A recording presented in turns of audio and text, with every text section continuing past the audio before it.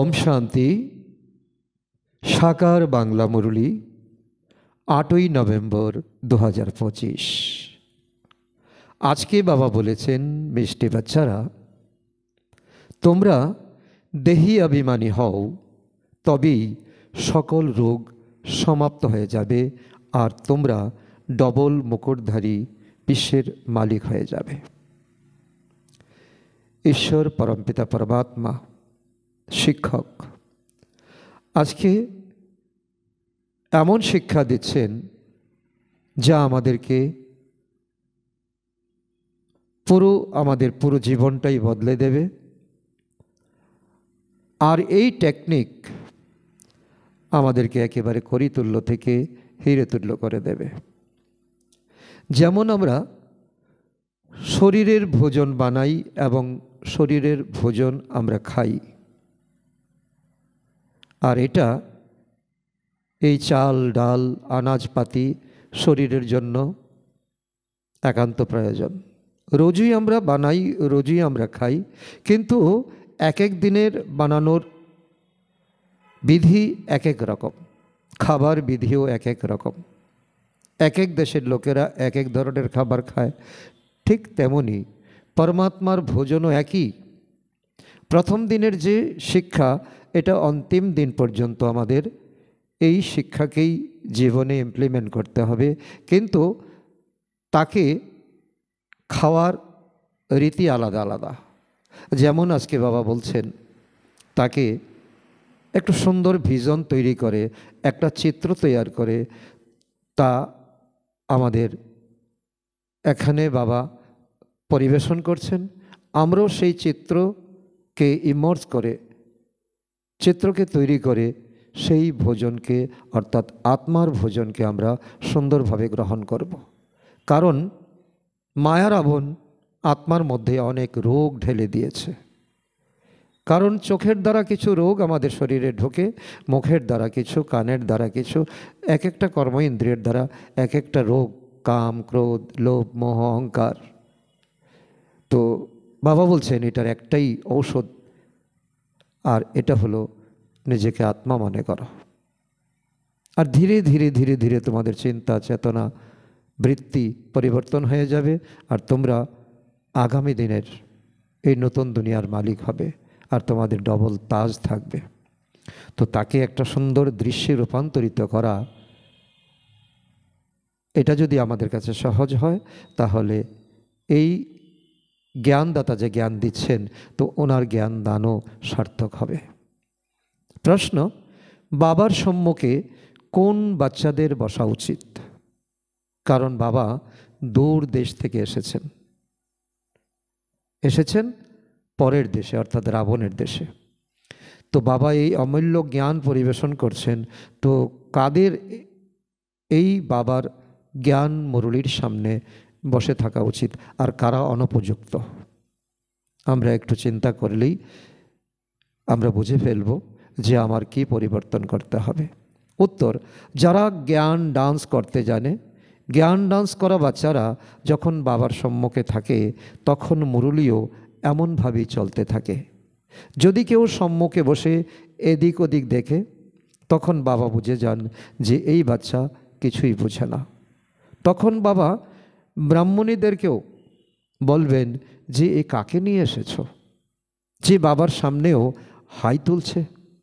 বাচ্চারা তো এমন বাবা পেয়েছে যে খুশিতে তাদের ডান্স করা উচিত। কারণ এক এক দিনের শিক্ষা এক এক রকম, আর এক এক দিনের এই খাদ্য গ্রহণ করাও এক এক রকম। তার জন্য একেবারে মনোসংযোগ করে বাবার মুরলীর দিকে, তো এ টু জেড আমাদের অ্যাটেনশন রাখতে হবে। আর মুরলী চলছে, তো আমি শুনছি কি শুনছি না, এদিক ওদিক তাকাচ্ছি, কে এলো কে গেল, কতজন এলো কে এলো না, ঘরের চিন্তা ব্যবসায়ের চিন্তা যখন এভাবে চলতে থাকে, তখন তার ক্লান্তি যায় না, তখন সে হাই তুলতে থাকে। তো বাবা বলছে কি এই ইন্দ্রসভাকে অপমান করা। তখন বাবা ব্রাহ্মণীদেরকে যারা বাবার সামনে নিয়ে এসেছে তাদেরকে তখন দোষারোপ করে, কাকে নিয়ে এসেছ? তো আমাদের এমন স্থিতি নিয়ে বাবার সামনে বসা মোটেই উচিত নয়। আজকের গীত দূর দেশের নিবাসী এসেছে পরের দেশে, অর্থাৎ রাবণ রাজ্যে, যে দায়িত্ব কেউ নিতে নারাজ আর পারবেও না। এই তমগুণী দুনিয়াকে শতগুণী বানানো কাজ একমাত্র পরমপিতা পরমাত্মার। ওম শান্তি। মিষ্টি মিষ্টি বাচ্চারা গান শুনেছে। আত্মারূপী বাচ্চারা মনে করে আধ্যাত্মিক পিতা, যাকে আমরা স্মরণ করে এসেছি, দুঃখ হরণকারী, সুখ প্রদানকারী, বা তুমি মাতা পিতা, তুমি সখা, তুমি বন্ধু, তো এইভাবে ডেকে এসেছি। পুনরায় এসে আমাদের গভীর সুখ প্রদান করো। আমরা দুঃখী, সমগ্র এই দুনিয়ায় দুঃখী, কারণ এ হলো কলিযুগীয় পুরাতন দুনিয়া। কারণ এখানে আমাদের অভিজ্ঞতা হয়ে গেছে, ভক্তি করেছি, শাস্ত্র পাঠ শুনেছি, পূজা জপ তপ অনেক কিছু করেছি। মায়া যেভাবে আমাদেরকে শিখিয়েছে, তো সেইভাবে আমরা শুনেছি, দেখেছি, করেছি। কারণ এখন নিজেদের অনুভব হচ্ছে তো সত্যটা কোথায়। পুরানো দুনিয়া বা পুরানো ঘরে এত সুখ থাকতে পারে না যতখানি নতুন দুনিয়া নতুন ঘরে থাকে। আমরা একটা বিশেষ আকর্ষণে বসে আছি। হয়তো কিছুদিনের মধ্যে আমরা একটা নতুন কিছু জানবো, নতুন কিছু দেখব। বাচ্চারা তোমরা জানো, ভক্তরা তো জানে না, এখন বাচ্চারা আমরা জানি। বাচ্চাদের অগাধ বিশ্বাস নিশ্চয়। তোমরা জানো যে আমরা বিশ্বের মালিক আদি সনাতন দেবী দেবতা ছিলাম, আমরা এই 84 জন্ম নিয়েছি। বাবা বলেন, বাচ্চারা তোমরা নিজেদের জন্মকে জানো না, যে কত জন্ম তোমাদের নিজেদের ভূমিকা তোমরা প্লে করেছো, পার্ট করেছো, পালন করেছো। মানুষ মনে করে উল্টো। শাস্ত্রে শিখে আসা 84 লক্ষ বার মানুষের জন্ম হয়, তো এক একটি পুনর্জন্ম কত বছরের হয়? এক একটা ড্রামা, এক একটা কল্প কত বছরের হয়? 84 লক্ষের হিসাব অনুযায়ী তো সৃষ্টিচক্র অনেক বড় হয়ে যাবে, তাই না? বাচ্চারা তোমরা জানো যে আত্মারূপী আমাদের পিতা পড়াতে এসেছেন, তিনি আত্মা জ্যোতির্বিন্দু। আমরাও দূরদেশে থাকি, আমরা এখানকার অধিবাসী নই, আমরা ছিলাম পরমধামে। এখানে আমরা নিজের পার্ট প্লে করতে এসেছি। বাবাকেও আমরা পরমধামই স্মরণ করি এবং করা উচিত। কারণ বাবা বলছে, তোমার জন্ম জন্মান্তরের যে বিকর্ম আছে, দুঃখ যে লেগে আছে আত্মার মধ্যে, তা একমাত্র বিনাশ হতে পারে যখন আমাকে পরমধামে স্মরণ করবে। তো আমরা এখানকার অধিবাসী নই, এখানে আমরা নিজের পার্ট প্লে করতে এসেছি। তো বাবাকেও আমরা পরমধামে স্মরণ করি। এখন এই পরের দেশে এসেছি, সে বাবা বলবো। আমরা জেনেছি, ওনার সঙ্গে সম্বন্ধ জেনেছি, তো উত্তরাধিকারকেও আমরা আশা করছি এই উত্তরাধিকার আমরা পাবো। রাবণকে কখনো বাবা বলবো কি? বলবো না। ঈশ্বরকে বাবা বলবো, কারণ এখানে উত্তরাধিকার জড়িত আছে। তো বাবার মহিমা আলাদা। 5 বিকারের কি কেউ মহিমা করবে?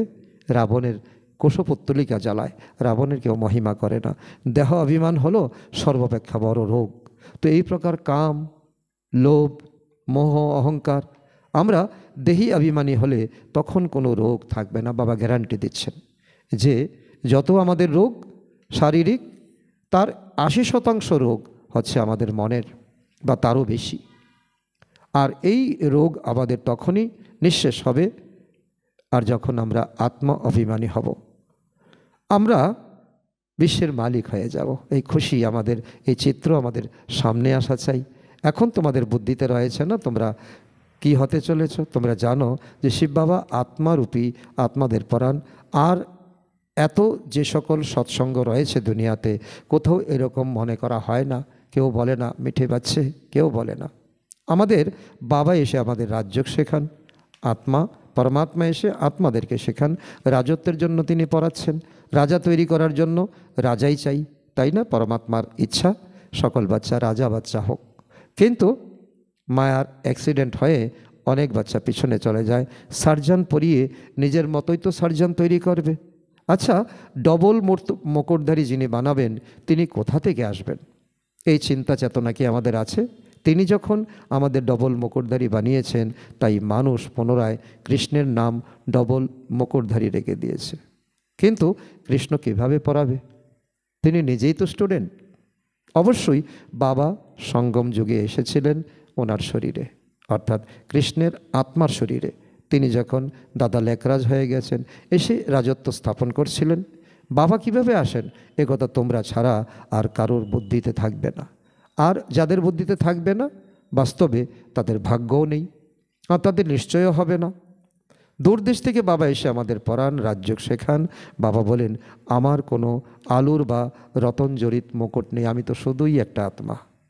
আমার বডি নেই, তো বডি থাকলে মাথা থাকবে, মাথা থাকলে তার মুকুট থাকবে। আর তোমাদের যেহেতু বডি আছে, শরীর আছে, তো তোমরা এই সুন্দর রূপে সাজবে। এটা আমি তোমাদেরকে বানাচ্ছি। তিনি কোনো রাজত্ব পান না, পরমপিতা পরমাত্মা। তিনি রিটায়ারমেন্ট নিয়ে তিনি পরমধামে চলে যান। ডবল মুকুটধারী কখনোই হন না, আর বাচ্চাদেরকে করেন। বাবা বলেন, আমি যদি রাজা হতাম তবে আমায়ও ফকির হতে হতো। আমি যদি কর্ম করতাম তো আমাকে ভুগতে হতো। তো সুতরাং আমি কর্ম করি না, আর আমি রাজাও হই না। আমি তো তোমাদের পিতা এবং পবিত্র, সবসময় পবিত্র। ভারতবাসীরা রাজা ছিল, এখন ফকির হয়ে গেছে। তোমরাই ছেলে, তোমরাই হয়ে গেছো। তোমরাও ডবল মুকুটধারী হবে, আবার একদিন তোমরা একেবারে নিঃস্ব হয়ে যাবে। তো তোমাদের যিনি তৈরি করেন তারও ডবল মুকুটধারী হওয়া উচিত, যাতে তোমাদেরও যোগ লাগে। যে যেমন হবে সে তেমনই নিজের মতো তৈরি করবে। সন্ন্যাসীরা প্রচেষ্টা করে সন্ন্যাসী করার জন্য, তো তাকে কি করে, ঘর গৃহস্থী ছেড়ে নিয়ে আসে তাদের ডেরায়, তাদের সঙ্গে। তোমরা গৃহস্থী আর তারা সন্ন্যাসী, তাহলে তো তোমরা তো ফলোয়ার্স নও, হতেই পারো না, কারণ সেখানে ম্যাচিং হচ্ছে না, কারণ তারা গৃহত্যাগী আর তোমার তো সংসার, পরিবার, মা বাবা বাচ্চা সবাই আছে। তারা বলে অমুকে শিবানন্দের ফলোয়ার, কিন্তু সন্ন্যাসীরা মণ্ডিত মস্তক হয়, কিন্তু তোমরা তো তা ফলো করো না, কারণ তোমরা ঘর ছেড়েও চলে আসো না, আর তোমরা মাথাও মোড়াও না। তবে তোমরা ফলোয়ার্স কেন বলো? ফলোয়ার্স তো সেই যে তৎক্ষণাৎ বস্ত্র ছেড়ে কফন পরে নেবে, যার সংসারের প্রতি কোনো দায়িত্ব নেই, সেই।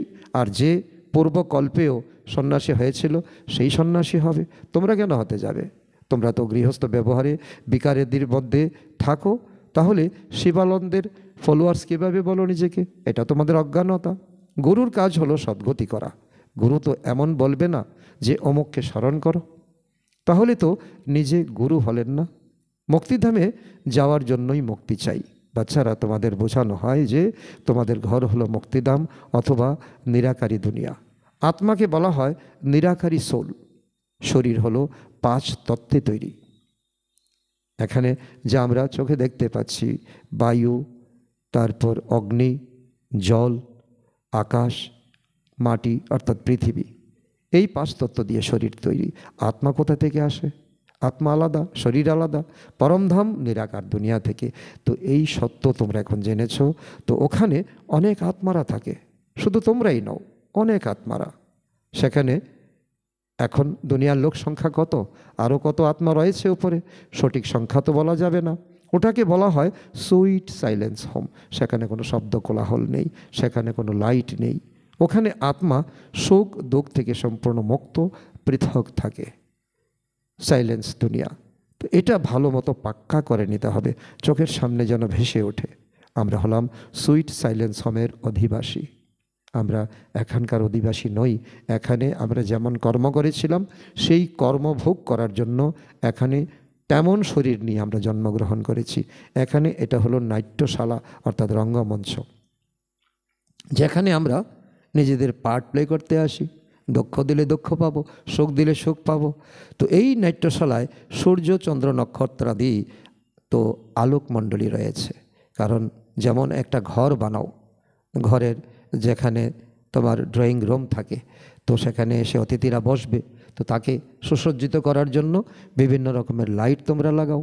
যেখানে স্টেজ, যেখানে অভিনয় হবে, তো সেখানে অনেকভাবে লাইট দিয়ে সাজানো হয়, অর্ডিন্যান্স আসে। ঠিক তেমনি এই দুনিয়াটাও একটা নাট্যশালা, আর তার লাইট হচ্ছে আকাশের সূর্য, চন্দ্র, গ্রহ, তারা ইত্যাদি। তো যখন তুমি ভাববে গভীরভাবে, তখন তোমার মন কি অন্যদিকে যাবে? তুমি কি হাই তুলবে? আর এটাই হচ্ছে পরমাত্মার পরিবেশন। আর এখানে উপযুক্ত বাচ্চারাই বসে থাকা উচিত। তো কেউ গণনা করতে পারবে না যে এই নাট্যশালা কত মাইলের, অর্থাৎ কত বড়। এরোপ্লেন করে ওপরে যায়, কিন্তু তাতে পেট্রোলাদি এতখানি ঢালতে পারবে না, যার ফলে গিয়ে পুনরায় ফিরেও আসতে পারবে। সুতরাং লিমিটেড উচ্চতায় যায়, লিমিটেড দূরে যায়, লিমিটেড ট্যাঙ্কি নিয়ে যায়। তো এত দূরে তো যেতে পারবে না। তারা মনে করে এত মাইল কী করে যাবে, কারণ সেখানে এরোপ্লেন অনেক বড় হতে হবে, আর যেটা দুনিয়ার থেকে বড়, তো তা তো হতে পারে না। যদি ফিরে আসতে না পারি তাহলে ধরাশায়ী হয়ে যাব। প্রাণের ভয় তো সকলের আছে। সমুদ্র বা আকাশতত্ত্বের অন্ত পাওয়া যেতে পারে না। যেমন আকাশতত্ত্ব তেমন সমুদ্র। তো এই প্রকৃতি কত সুন্দরভাবে সাজানো। এখন বাবা তোমাদের অন্ত বলে দেন, দেখো সেকেন্ডে তোমরা চলে যাবে সেই পরম ধামে। তার দেখার মতো দিব্য নেত্র তোমাদের থাকা চাই, গভীরতা থাকা চাই। তো এখানে অন্তর্মুখী হওয়া চাই। আত্মা এই আকাশতত্ত্বের ওপারে চলে যায়। তো কত বড় রকেট, কারণ আত্মার থেকে তেজ আর দুনিয়াতে কিছুই হতে পারে না, এত তীব্র গতিতে। আর দুনিয়াতে আলুর থেকে তীব্র গতির রকেট বানানো হয়, তো বম বানানো হয়, কিন্তু মনের আগে কি কেউ পৌঁছতে পারে? আত্মারা তোমরা যখন পবিত্র হয়ে যাবে, বাবা আমাদের টিউশন দিচ্ছেন, পবিত্র হয়ে যাবে, তখন পুনরায় রকেটের মতো উঠতে থাকবে। ফাইনাল যাত্রা। এখন তো রিহার্সাল করছো, নিজের ঘরকে দেখে আসছো, চার্জ হয়ে আসছো। রকেট কত ছোট, আত্মা ছোট একটা বিন্দু। সূর্য চন্দ্রেরও ওপারে তো মূল লোকে চলে যাবে আত্মা। সূর্যচন্দ্রের অন্ত খুঁজে পাওয়ার অনেক প্রচেষ্টা করে, তো দূরের তারাগুলিকে কত ছোট দেখতে লাগে। তো এগুলো কিন্তু অনেক বড়, এই পৃথিবী থেকে কয়েক গুণ বড়। তো যেমন তোমরা ঘুড়ি ওড়াও না, তখন তা ওপরে কত ছোট দেখায়। পাখি আকাশে উড়লে কত ছোট দেখায়। তোমাদের আত্মাও সর্বাপেক্ষা তীক্ষ্ণ। সেকেন্ডে এক শরীর থেকে বেরিয়ে অন্য মায়ের গর্ভে গিয়ে প্রবেশ করে। কারোর হিসেব নিকেশ যদি লন্ডনে থাকে, তবে সেও লন্ডনে সেখানে গিয়ে জন্ম নেবে। সেকেন্ডে জীবন মুক্তির গায়নও রয়েছে, তাই না? বাচ্চা গর্ভ থেকে বেরোয় আর মালিক হয়, উত্তরাধিকার হয়েই গেছে। তো কত সুন্দর এই সিস্টেম বানানো হয়েছে। বাচ্চারা তোমরাও বাবাকে জেনেছো, অর্থাৎ বিশ্বের মালিক হয়ে গেছো। অসীম জগতের পিতাই এসে তোমাদের বিশ্বের মালিক করে দেন। স্কুলে ব্যারিস্টারি পড়লে তখন ব্যারিস্টার হবে। তো এখানে তোমরা ডবল মুকুটধারী হওয়ার জন্য পড়াশোনা করো। যদি উত্তরও না হও, তবে অবশ্যই ডবল মুকুটধারী হবে, তারপর স্বর্গে অবশ্যই আসবে। তোমরা জানো বাচ্চারা, বাবা সদাই ওখানে থাকেন। ও গডফাদার বলবে, কিন্তু দৃষ্টি কিন্তু অবশ্যই উপরের দিকে থাকবে। কারণ এটা নয় শুধু একটা শব্দ উচ্চারণ করলে না, যখন বাবা উচ্চারণ করলে তখন বাবার সেই চিত্র, বাবার সেই ধাম তোমাদের চোখের সামনে আসবে। যখন গডফাদার, তখন অবশ্যই তো কিছু তো পার্ট থাকবে, তাই না? তো নামের সঙ্গে তার কর্তব্য তো জুড়ে দেওয়া আছে। এখন তিনি তার পার্ট প্লে করছেন। ব্রহ্মার শরীরে এসে তোমাদের এখন জ্ঞান মুরলী শোনাচ্ছেন, যাতে তোমাদের আত্মা নির্মল হয়। তো ওনাকে তো বাগান প্রতিপালকও বলা হয়। তিনি এসে কাঁটা থেকে তোমাদের আত্মাকে ফলে পরিণত করেন। বাচ্চারা, তাহলে তোমাদের খুশি হওয়া উচিত, কারণ না এত বড় কর্তব্য করতে এসেছেন।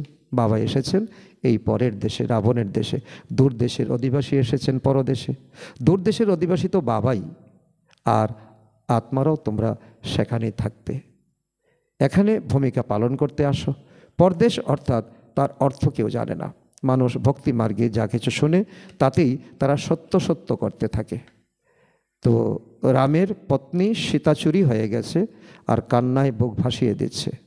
তো এটা তো একটা সিম্বলিক গল্প দিয়ে মানুষের চরিত্রকে পরিবর্তন করার জন্য মোটিভেট করা।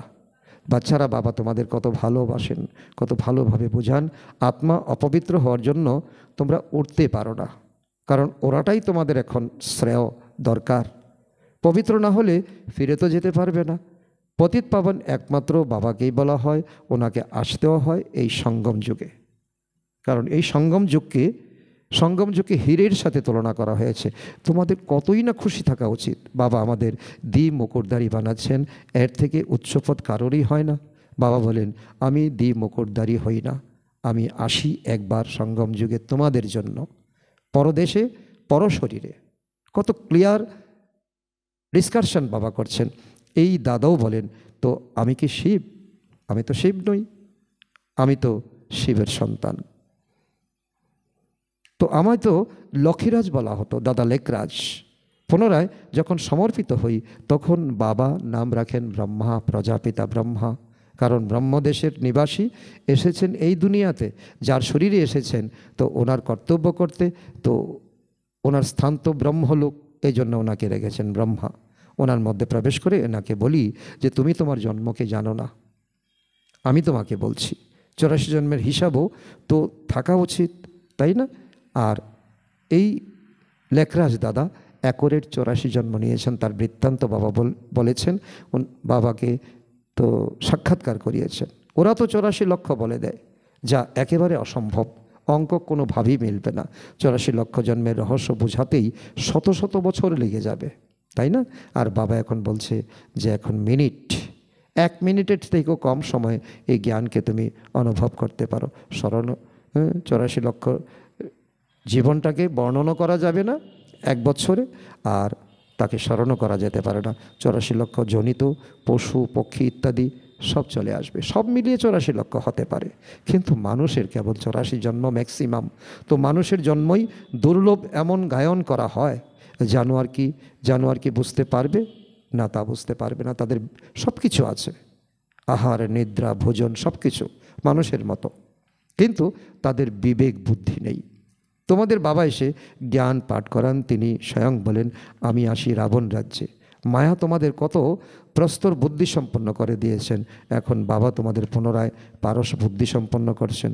অবতরণ কলায় তোমরা প্রস্তর বুদ্ধি সম্পন্ন হয়ে গেছো, কারণ রাবণ তোমাদেরকে যে নিচে নামিয়েছে, নিচু তোমাদের বুদ্ধি দিয়েছে, নিচু বিবেক দিয়েছে, নিচু বিচার দ্বারা দিয়েছে, আর তোমরা নিচে নেমে গেছো। এখন বাবাই তোমাদের উত্তরণের কলায় নিয়ে যাবে। নম্বরের ক্রমানুসারে তো হয়ই, তাই না? প্রত্যেককে নিজের পুরুষার্থের দ্বারা বুঝতে হবে যে আমি কি এগিয়ে যাচ্ছি, না এক জায়গায় আছি, না পিছিয়ে যাচ্ছি। স্মরণই হলো তার মুখ্য কথা। রাতে যখন শুতে যাও তখনও এসব খেয়াল করো, আজকে বাবা কি বলেছেন, আজকে কি আমি সারাদিন নিজের মনকে ঊর্ধ্বগামী রাখতে পেরেছি।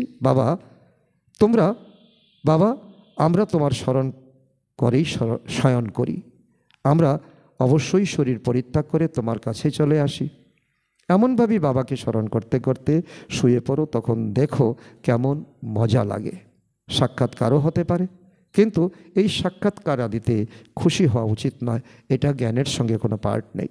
বাবা আমরা তো তোমাকেই স্মরণ করি, এটাই হলো মূল কথা। তোমার কাছে আসতে চাই।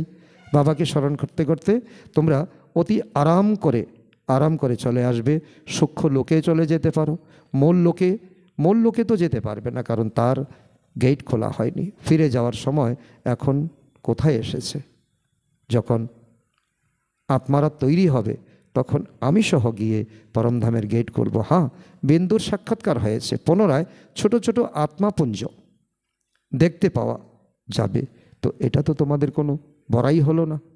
যেমন তোমাদের বৈকুণ্ঠ সাক্ষাৎকার হয়, এমন নয় যে সাক্ষাৎকার হলে তোমরা বৈকুণ্ঠ চলে যাবে।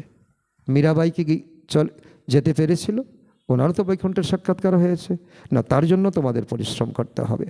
ব্রহ্মা বাবাকেও সাক্ষাৎকার করিয়েছেন এবং ব্রহ্মা বাবাকে উপযুক্ত বানিয়েছেন এই প্রশিক্ষণের মাধ্যমে। তোমাদের বোঝানো হয় সর্বপ্রথমে তোমরা যাবে সুইট হোমে। সকল আত্মারা নিজেদের ভূমিকা পালন থেকে মুক্ত হয়ে যাবে। যতক্ষণ না পর্যন্ত আত্মা পবিত্র হবে ততক্ষণ পর্যন্ত যেতে পারবে না। এছাড়া সাক্ষাৎকারের দ্বারা কি কিছু প্রাপ্ত হয় না। মীরার সাক্ষাৎকার হয়েছিল, সে কি বৈকুণ্ঠ চলে গিয়েছিল? না, যায়নি, এখানেই তার জন্ম হয়েছে।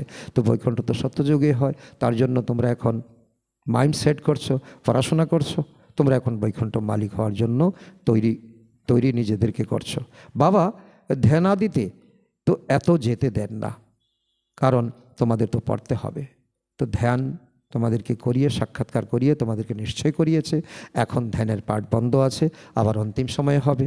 বাবা এসে পড়ান, সকলের সদ্গতি করান, বিনাশও সম্মুখে দাঁড়িয়ে আছে। বাবা আমাদের প্রকৃত সত্যটাকে বলছেন, কারণ এখন যদি পড়াশোনা না করো তোমাদের বেঘরে জান দিতে হবে, প্রাণ দিতে হবে। এছাড়া অসুর আর দেবতাদের লড়াই তো হয় না। অসুর আছে এখন, আর দেবতা থাকবে সত্যযুগে। তো কি করে ম্যাচ করবে সত্যযুগ আর কলিযুগ? 5,000 বছর, একদিন 2 দিন নয়। তারা পরস্পরের সঙ্গে লড়াই করে তোমাদের জন্য, কারণ তোমাদের নতুন দুনিয়া চাই। এখন তোমাদের লড়াই হলো মায়ার সঙ্গে, এটাই হলো লড়াই। কৌরব আর পাণ্ডব, সুবুদ্ধি আর দুষ্টবুদ্ধি। তোমরা হলে অতি খ্যাতনামা যোদ্ধা, কিন্তু কেউ জানে না যে দেবীদের এত জয়গান কেন গাওয়া হয়। এখন তোমরা ভারতকে যোগবলের দ্বারা স্বর্গে পরিণত করো। তোমরা এখন বাবাকে পেয়েছো, তোমাদের বোঝান জ্ঞানের মাধ্যমে নতুন দুনিয়া জিন্দাবাদ, অর্থাৎ দীর্ঘজীবী হয়। এই লক্ষ্মীনারায়ণ নতুন দুনিয়ার মালিক ছিল, তাই না? এখন এ হলো পুরাতন দুনিয়া। পুরানো দুনিয়ার বিনাশ পূর্বে মুসলের দ্বারা হয়েছিল। এই সঙ্গম যুগে হবে, তার সময় আর বেশি বাকি নেই। তো মহাভারত লড়াই হয়েছিল। তো যে সময় বাবা রাজযোগ শেখাচ্ছিলেন, এখন বাবা প্র্যাকটিক্যালি রাজযোগ শেখাচ্ছেন। তো বাবাই তোমাদের সত্য বলেন। সত্যপিতা যখন আসেন তখন তোমরা সদা খুশিতে ডান্স করো। এই ডান্স হলো জ্ঞান ডান্স। তো এ হলো সত্য জ্ঞান ডান্স। তাই যাদের জ্ঞান ডান্সের শখ রয়েছে তারাই সম্মুখে বসা উচিত, অন্যরা অনুপযুক্ত। যারা বুঝবে না তারা হাই তুলবে, ওবাসী দেবে। বোঝা যায় যে এরা কিছুই বোঝে না, শুধু টাইম পাস করছে, জ্ঞানের কিছুই বোঝে না, তাই এদিক ওদিক তাকাতে থাকে। তো বাবাও ব্রাহ্মণীকে বলবে যে এ তুমি কাকে নিয়ে এসেছো? যারা শেখে আর শেখায় তাদের সম্মুখে বসা উচিত। যাদের নেশা আছে তাদের খুশি হতে হবে। তো আমাদের জ্ঞান ডান্স করতে হবে। তো এই হলো জ্ঞান ডান্স। কৃষ্ণ তো না জ্ঞান ডান্স শুনিয়েছে না জ্ঞান ডান্স করেছে, মুরলি তো জ্ঞানেরই, তাই না? তাই বাবা বুঝিয়েছেন রাতে শোয়ার সময় বাবাকে স্মরণ করতে থাকো, চক্রকে বুদ্ধিতে স্মরণ করতে থাকো। বাবা, আমরা এখন এই শরীর পরিত্যাগ করে তোমার কাছে আসছি। এমনভাবে স্মরণ করতে করতে শুয়ে পড়ো, পুনরায় দেখো কি হয়। পূর্বে কবরস্থান তৈরি করে তারপর কেউ শান্তিতে চলে যেত, কেউ হ্রাস করতে থাকতো। যারা বাবাকে জানেই না তারা স্মরণ কিভাবে করবে? মানুষ মাত্রই বাবাকে জানে না, তাহলে স্মরণ করবে কি করে? তখন বাবা বলেন, আমি যেমন আমাকে কেউই জানে না। এখন তোমাদের কত বোধ এসেছে, জ্ঞান এসেছে, তোমরা হলে গুপ্ত যোদ্ধা। তো যোদ্ধাসনে দেবীদের তরবারি, বাণ ইত্যাদি দিয়ে দিয়েছে। তোমরা যোদ্ধা হলে যোগবলের দ্বারা বিশ্বের মালিক হও, বাহুবলের দ্বারা। যদিও কেউ কেউ কতই না প্রচেষ্টা করে, কিন্তু বিজয় প্রাপ্ত করতে পারে না। ভারতের যোগ বিখ্যাত, তা বাবাই এসে শেখান। তো এও কারোর জানা নেই। উঠতে বসতে বাবাকে স্মরণ করতে থাকো। বলে যে যোগ লাগে না, যোগ শব্দটাই সরিয়ে দাও। এখন বাবা বলছেন স্মরণ। লৌকিক বাচ্চা যেমন পিতাকে স্মরণ করে, মাকে স্মরণ করে, তো বাবা তো বাচ্চাদের স্মরণ করে, তাই না? সে বাবা বলেন মামেকম স্মরণ করো। আমি তো সর্বশক্তিমান, আমাকে স্মরণ করলে তোমরা শতপ্রধান হয়ে যাবে। আত্মার মধ্যে সমস্ত গুণ এসে যাবে, শক্তি এসে যাবে, তোমাদের সমস্ত রোগ ছুটে পালাবে। যখন শতপ্রধান হয়ে যাবে তখন পুনরায় তোমাদের তো বর যাত্রা বেরোবে। কারণ শিব বাবা যাবে আগে আগে, পিছে পিছে তোমরা আত্মারা যাবে। তো যেমন মাছের ঝাঁক বেরোয় না, তো এ হলো শিব বাবার বরযাত্রা। সেখানে সকল প্রকারের আত্মাই যাবে, কেউ সাজা খেয়ে যাবে, কেউ সম্মানের সঙ্গে যাবে। শিব বাবার পিছনে পিছনে সব আত্মা মশা সদৃশ ছুটবে। বাবা তো বাকি শরীর এখানেই সমাপ্ত হয়ে যাবে। এই মাটি, এই দুনিয়ার মাটি খাদ পাবে। এই খাদযুক্ত মাটিতে তো সুস্বাদু ফল এবং সবজি উৎপন্ন হবে। আচ্ছা, মিষ্টি মিষ্টি হারনাদি বাচ্চাদের প্রতি মাতা পিতা বাপদাদার স্মরণের স্নেহসুমন আর সুপ্রভাত। তো আধ্যাত্মিক পিতা তার আত্মারূপী বাচ্চাদের জানাচ্ছেন নমস্কার। আমরা আত্মারূপী সন্তানরা আমাদের মাতা পিতা বাপদাদাকে জানাই স্মরণের স্নেহসুমন, সুপ্রভাত ও নমস্কার। ধারণার জন্য মুখ্য সার 1 নম্বর, রাতে শোয়ার পূর্বে তো বাবার সঙ্গে মিষ্টি মিষ্টি বার্তালাপ করতে হবে। বাবা, আমরা এই শরীর পরিত্যাগ করে তোমার নিকটে যাই, এইভাবে স্মরণ করে শুয়ে পড়তে হবে। স্মরণেই মুখ্য, স্মরণের দ্বারাই পারস বুদ্ধি সম্পন্ন হবে। নাম্বার 2, 5 বিকারের রোগ থেকে বাঁচার জন্য দেহি অভিমানী হওয়ার পুরুষার্থ করতে হবে, অগাধ খুশিতে থাকতে হবে, জ্ঞান ডান্স করতে হবে, ক্লাসে আলস্যের রেশ ছড়িয়ে দিও না, কারণ হাই তোলা আলস্যের রেশ ছড়িয়ে দেওয়া এটা একটা ভাইরাসের মতো এক থেকে অন্যদের মধ্যে ছড়াবে। বরদান, সেবার মাধ্যমে বহু আত্মার আশীর্বাদ লাভ করে সর্বদা অগ্রসর হওয়া মহাদানী ভব। মহাদানী হওয়া অর্থাৎ অন্যদের সেবা করা। অন্যদের সেবা করলে নিজের সেবাও স্বভাবতই হয়ে যায়। মহাদানী হওয়া অর্থাৎ নিজেকে ধনবান করা।